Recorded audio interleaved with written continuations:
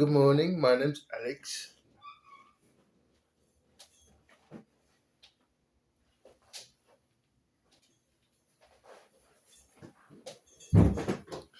and I have cerebral palsy.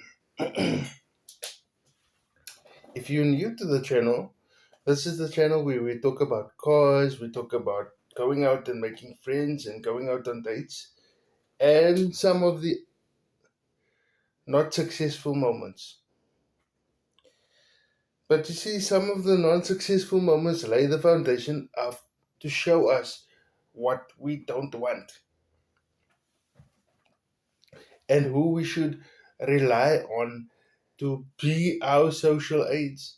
You know, the person that's going to push the wheelchair in the rough sand, the person that's going to help you find the rose bushes on a camping trip so you can have a piss. Um,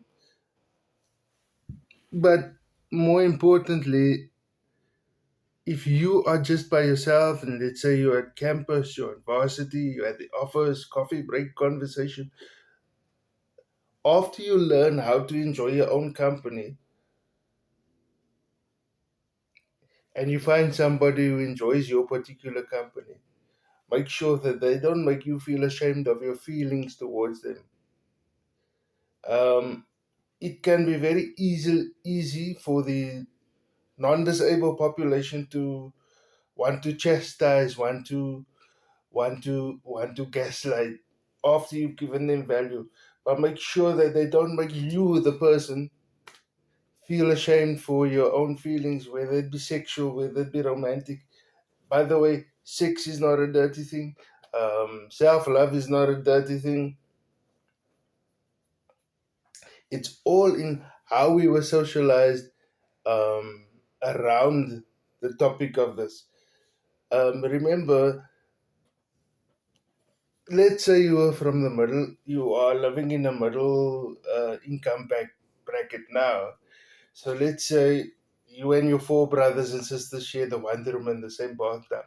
So maybe you couldn't urinate in the bath. Maybe you couldn't masturbate. Maybe you couldn't clean your bum properly in the bath because Tommy still had to get into that same bath water.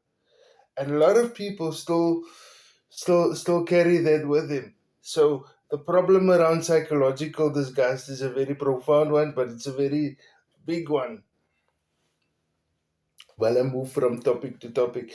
But what I wanted to say is make sure that you add value to somebody's life and that that person adds value to your life. Make sure, if you know what I mean, make sure create a symbiotic relationship.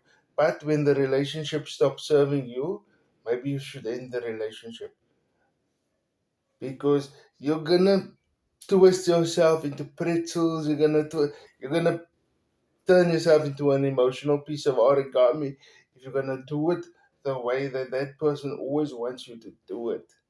You know, pot kettle. I'm also guilty of forcing people to do things when I want them to do it. But after a while, if you master the slow burn effect, then they realize that you were right. It just took a bit of extra time. But make sure that that person doesn't make you feel ashamed of your feelings. Make sure that they don't embarrass you about your erections. Make sure that they don't constantly talk to you like a child, constantly telling you that you're talking out of turn constantly.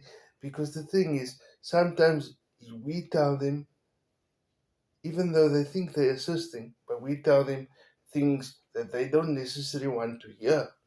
And it's not wrong, it's just things that they are not ready for, or sometimes they refuse to hear it. And what you will find is they will come back to you. But be careful with the comeback, because they just might need something, and then after that, they're gone. Be careful that people don't use you for your intellectual abilities. Because if you're watching this channel, you probably don't have the ability to go and climb Kilimanjaro or pitch the tent, but you can enjoy the experience.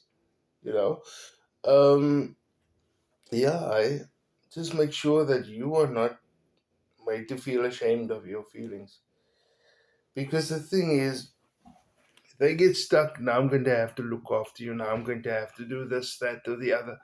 But they get stuck on it. but they don't realize care and intimacy can be interlinked. And I think that's where I'm going to leave it.